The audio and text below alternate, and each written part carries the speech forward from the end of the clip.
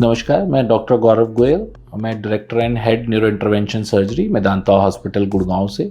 आज हम बात कर रहे हैं ब्रेन एवीएम के बारे में, यानी कि आर्टेरियोवीनस मैलफॉर्मेशन। ये बड़ी अजीब सी बीमारी सुनने में लगती है, बट बहुत कॉमनली मिल जाती है। आर्टेरियोवीनस मैलफॉर्मेशन मतलब आर्टरी और वेन, खून ले जाने वाली और खून वापस लाने वाली नसों का गलत कनेक्शन या गुच्छा। ये यूजली हम बोलते हैं, ये जो गुच्छे होते हैं इनके बीज जन्म से पड़ जाते हैं, और जैसे जैसे एज बढ़ती जाती है ये बड़े होते जाते हैं और ये गुच्छे प्रोमिनेंट होते जाते हैं।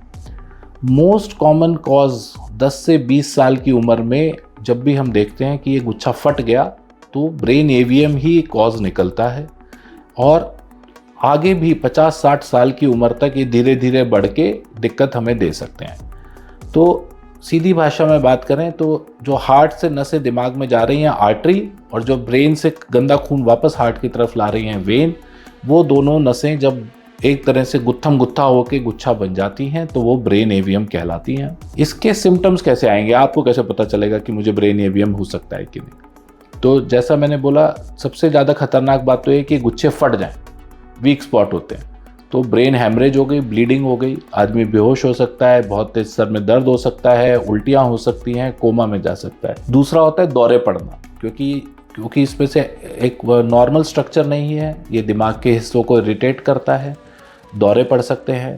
ये नॉर्मल दिमाग को खून का सप्लाई ना मिलने दे तो लकवे का अटैक या कमज़ोरी आ सकती है, बोलने में दिक्कत हो सकती है, देखने में दिक्कत हो सकती है। तो ये अलग अलग सिम्टम्स जो आते हैं, इनमें सबका कॉज हो सकता है कि अंदर दिमाग में कोई गुच्छा हो जो ये दिक्कत दे रहा हो। तो कैसे पता चलेगा?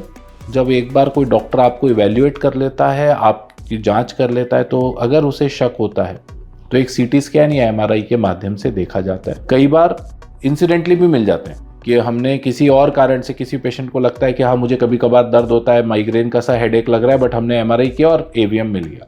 ऐसे भी बहुत कॉमनली देखते हैं। एक बार सीटी स्कैन और एमआरआई पे दिख जाता है कि ये ब्रेन एवीएम है, फिर उसकी डिटेल जांच के लिए हमें एक प्रॉपर एंजियोग्राफी करनी होती है। जैसे हार्ट की एंजियोग्राफी होती है पैर के रास्ते से, वैसे ही एक ये एंजियोग्राफी करते हैं होश में, ताकि हम गुच्छे की पूरी जानकारी ले सकें। फिर डिपेंडिंग ऑन उस गुच्छा कितना बड़ा है, उसमें कितने वीक स्पॉट हैं, क्या उसने ऑलरेडी फट के ब्रेन हेमरेज कर दिया है, इलाज के मोटे मोटे 4 तरीके होते हैं। पहला तरीका दवाइयाँ, जो कि आपके द्वारा ना पड़े, सर में प्रेशर कम हो जाए, उसके लिए दी जाती हैं। दूसरा ऑप्शन होता है कि ओपन सर्जरी करके हम उस गुच्छे को काट के निकाल दें। तीसरा तरीका कि हम रेडिएशन, साइबर नाइफ या गामा नाइफ, किरणें देके हम उस गुच्छे को जला दें। चौथा तरीका है कि पैर के रास्ते से ही हम दिमाग की नसों में छोटी ट्यूब ले जाके उसको एक लिक्विड फेविकॉल टाइप चीज़ होती है, ऑनिक्स या स्क्विड बोलते हैं, उसको हम ब्लॉक कर दें। तो यही 4 तरीके हैं। डिपेंडिंग ऑन हर पेशेंट के सिम्टम, उसकी क्लिनिकल कंडीशन, आपका डॉक्टर ये डिसीजन लेता है कि आपके केस में ये बेस्ट क्या होगा। कई बार एक तरीका काम नहीं करता, 2-2, 3-3 भी करने पड़ते हैं कि हमने पहले एम्बोलाइजेशन कर दिया, फिर हमने साइबर नाइफ किया या सर्जरी की। ऐसे कॉम्बिनेशन भी हमें बनाने पड़ते हैं और दवाइयाँ तो साथ में चलती ही हैं। क्या आप कर सकते हैं इसकी रोकथाम के लिए? एक्चुअली बहुत ज़्यादा कुछ नहीं कर सकते, क्योंकि जो बीज है, जैसा मैंने कहा, वो जन्म से ही होता है। यही हम कर सकते हैं कि अगर हमें बार बार सर में दर्द होता है, हमें प्रेशर सिम्टम्स दिखते हैं, तो हम एक एमआरआई करा सकते हैं, ताकि ये गुच्छा है या नहीं हमें पहले ही पता लग जाए। तो वो एक हमारे हाथ में है। दूसरी जो कॉमन सेंस की चीज़ें हैं कि हम ब्लड प्रेशर और डायबिटीज़ कंट्रोल में रखें, ताकि एकदम से गुच्छे के अंदर प्रेशर बढ़ने की और वो सारी चीज़ें कम हो जाएं।